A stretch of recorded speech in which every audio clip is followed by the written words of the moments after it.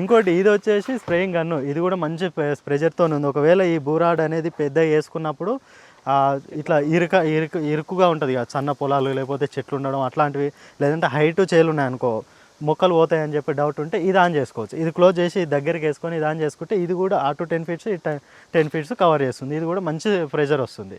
ఇది boom rod కూడా చాలా బాగుంది. ఎందుకంటే ఒకటేసారి 30 ఫీట్ల లెంత్లో వెళ్ళిపోతుంది. అంటే 1.5 ఫీట్‌న్నరకు ఒకటి వస్తుంది. ఈజీగా మంచి నేల మొత్తం కవర్ అవుతుంది. ఈ పత్తి చేలల చిన్న మొలకలకు కానీ ఒకవేళ బుడ్డ చేలకైతే ఇంకా అద్భుతంగా ఉంది. ఇదైతే మేము బుడ్డ చేల లాస్ట్ టైం చూసుకున్నాం కదా, ఈజీగా పని అయిపోతుంది. చెట్టు అంటే ఇంత కూడా మధ్యలో మనం నడుచుకుంటూ వెళ్తే ఎక్కడన్నా ఇక్కడ గ్యాప్ వస్తుందేమన్న డౌట్ కూడా అవసరం లేకుండా నీట్గా కంప్లీట్ ల్యాండ్ మొత్తం స్ప్రెడ్ అయిపోతుంది. ఇది ఇంతకుముందు ఈ బూమ్ రాడ్ మేము లాస్ట్ టైం చూసినప్పుడు కొంచెం అంత అనిపించలేదు.